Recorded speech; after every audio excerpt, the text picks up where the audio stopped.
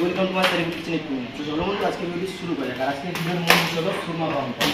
অনেকে কোশ্চেন করে এবং অনেকে এই সুরমা কাউন্টার প্রচুর কাস্টমার অর্ডার করছে, প্রচুর কাস্টমার। তো আমরা টাইম পাচ্ছি না যে একটা ভিডিও করে আপনাদেরকে দেখাবো।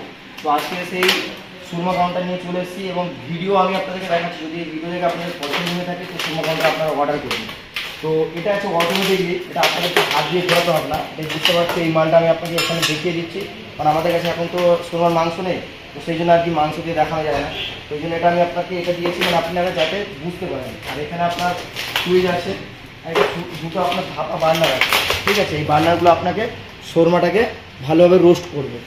আর এখানে এটা দেখতে পাচ্ছ, এটা আপনার যখন শোরমার যখন মাংসটা আপনার কমে যাবে তখন আপনি এটা এই সাইডে ঠেলে নেই, এখানে এটা আপনি এখানে দেখে দেন, এখানে এটা আবার এখানে অ্যাডজাস্ট করে দিতে পারবেন। অ্যাডজাস্ট করলে এটা আপনার পিছনে যাবে না। আর এখানে আপনার যখন মনে হচ্ছে যে মাংসটা বেশি আছে তখন এটা আপনি এইভাবে খুলে দেবেন, খুলে দিয়ে এটা এইভাবে আস্তে আস্তে পিছনে অ্যাডজাস্ট করে দেবেন। আর এখানে আপনার এই লাইন আছে, যখন এটা অফ করবেন তখন আপনার এখানে এইভাবে অফ হয়ে যাবে। এই সাইডে আপনি রোস্ট করতে পারবেন। এবার যখন মনে হচ্ছে যে এই সাইডটা আপনার বেশি পুড়ে গেছে তখন এটা আপনি ফের চালু করে দেবেন, ফের অটোমেটিকলি চলতে থাকবে। আর এখানে আপনার অন অফ, এগুলো আপনার অন অফ আছে। এখন এটা অফ আছে, এটা আপনি এইভাবে অন করে দেবেন, এটা অন হয়ে গেল। এইভাবে আপনাকে এরকম অন অফ করে দিতে হবে। আর এখানে আপনার গ্যাসের লাইন করতে হবে, ঠিক আছে। গ্যাসের লাইন দিলে এখান থেকে আপনার গ্যাসগুলো সব চলবে।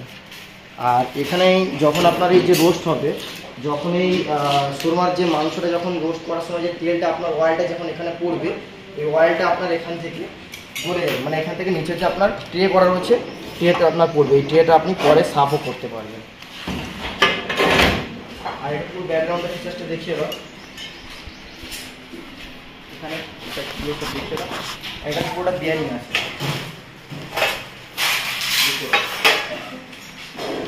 এবার আমি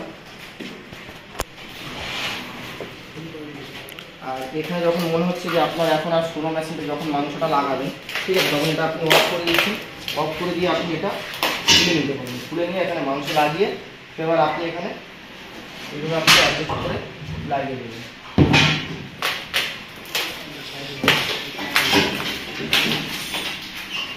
আপনি এইগুলো অ্যাডজাস্ট করে লাগবেন।